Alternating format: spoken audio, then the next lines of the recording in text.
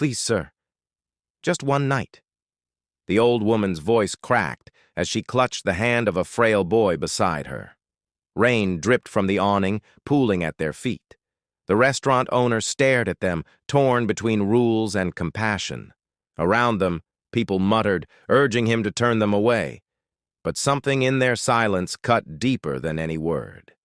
That night, he opened his door, not knowing it would change his life forever. The storm had rolled through hours earlier, leaving the streets glistening and cold. Neon lights flickered against wet pavement, and the air carried the sharp smell of rain mixed with exhaust. The city was restless, but indifferent. It had long ago stopped noticing the forgotten faces that lingered in its shadows. David Cole stood inside his restaurant, wiping the last countertop of the night. His hands were strong but tired, worn by years of endless work. The restaurant was his pride and his burden. It was not a chain, not a glossy franchise, but a family place passed down from his father, a man who had believed food could be both a living and a way to love people. David had fought to keep that belief alive, even as bills piled high and competition clawed at every corner. He switched off the lights, stepped to the door, and turned the key in the lock. But when he looked up, he froze. An elderly woman stood just beyond the doorway. Her shoulders were bent with age, her coat threadbare and soaked. Beside her, a boy clung tightly to her hand. His hair was damp, his cheeks hollow, and his eyes too old for his years. The grandmother's lips parted as she whispered, "Please, just one night, somewhere warm." The street was not empty. A couple walked past, casting quick glances before hurrying away. A man muttered, "Don't let them in. You'll regret it." Silence followed, the kind of silence that carries judgment. David's jaw tightened. He had seen people like this before, sleeping in doorways, begging for scraps. He had always turned away, telling himself he could not save everyone. Yet now, faced with the trembling boy and the woman's quiet plea, he could not move. Her dignity struck him most. She did not collapse, did not beg on her knees. She stood tall despite her trembling, her silence a shield against shame. His heart ached as the boy's eyes met his. Something inside him gave way. Without a word, David opened the door. The warmth of the restaurant enveloped them instantly. The boy sighed softly, shoulders relaxing as though the weight of the world had lifted. The grandmother clutched David's coat when he offered it, her fingers trembling as she pulled it around herself. Tears glimmered but did not fall. David led them to a booth and placed bowls of hot soup in front of them. The fragrance of broth, garlic, and parsley filled the air. The boy lifted the spoon with both hands, glancing at his grandmother before taking the first sip. Relief softened his face as warmth spread through him. David watched quietly from the counter. A memory stirred within him. Years ago, before the restaurant became his whole life, he had been a soldier. He remembered nights on frozen ground, his stomach aching with hunger, his body trembling under thin blankets. He remembered comrades who had not survived the cold. And he remembered the strangers who had offered him bread in war-torn villages, giving without asking. Their kindness had been silent, but unforgettable. Now, staring at the boy, he saw himself. After the meal, he showed them a small storage room in the back. It held a couch, a blanket, and 4 walls that kept the night away.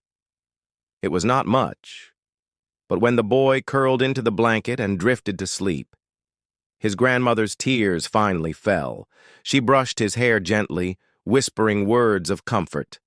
David lingered at the door, his chest heavy with emotions he could not name. He told himself it was only for one night, but even as he walked away, he knew it would not end there. The next morning, the woman introduced herself as Margaret. Her voice was soft, her words chosen with care. She explained that she had once been a teacher, known for her patience and her love for children. But life had not been kind. Her daughter, the boy's mother, had died suddenly. With no savings, Margaret had taken in her grandson, Samuel, determined to raise him. But age and illness drained her strength. Rent went unpaid. One door closed after another until the streets became their last refuge. She told the story without bitterness. Her silence carried dignity, as though she refused to let misfortune define her worth. David listened, and as he listened, something inside him shifted. But the world outside was not as kind. Whispers spread in the neighborhood. Some customers noticed the woman and boy helping in the restaurant. They muttered about charity cases.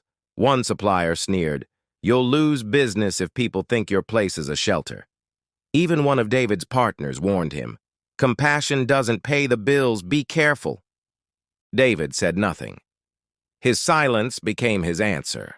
At first, even his staff looked uneasy, but they soon noticed small things. Margaret quietly washed dishes after meals. She swept floors without being asked. She folded napkins with the precision of a teacher grading papers. Samuel, after finishing his homework in the corner, carried trays to tables with shy but genuine smiles. Customers began to notice, too. What had seemed like a burden started to look like family. Then came the storm. One night, the power went out across the block. Darkness swallowed the restaurant. Customers murmured nervously, some preparing to leave.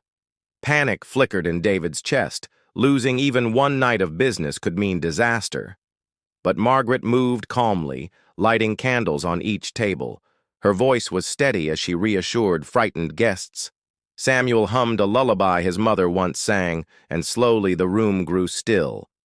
What could have been a disaster became a night of warmth and connection. Customers shared stories by candlelight. Strangers laughed together. Plates of food tasted richer in the flickering glow. When the lights finally returned, no one wanted to leave. The next morning, word spread.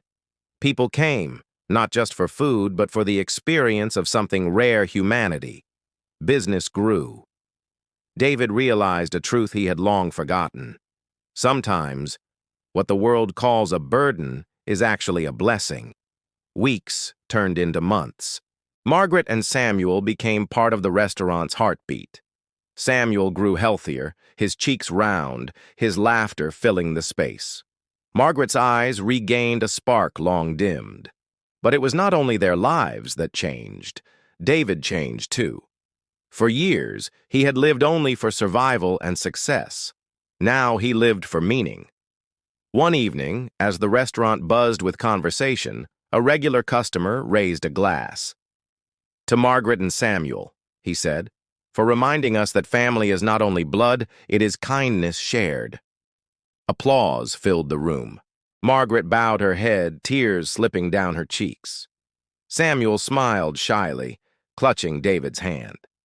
The whispers of doubt that had once clouded the neighborhood were gone. In their place was respect. People saw the truth. Dignity lives in silence, in resilience, in unseen sacrifices. David often repeated the lessons he had learned. Dignity is not lost in hardship, it is revealed. True wealth is not money, but compassion. Sometimes, one night of kindness can change a lifetime. When Margaret passed peacefully years later, Samuel was no longer the frail boy from the street. He was strong, educated, and ready to carry her lessons forward. He never forgot the man who had opened his doors one night when the world turned away. As for David, he never called it charity. He called it family. And in that truth, his life was transformed. So when you hear the story of a restaurant owner, a homeless grandmother, and a boy who found warmth for one night, remember this. Heroes are not only found in battlefields or boardrooms.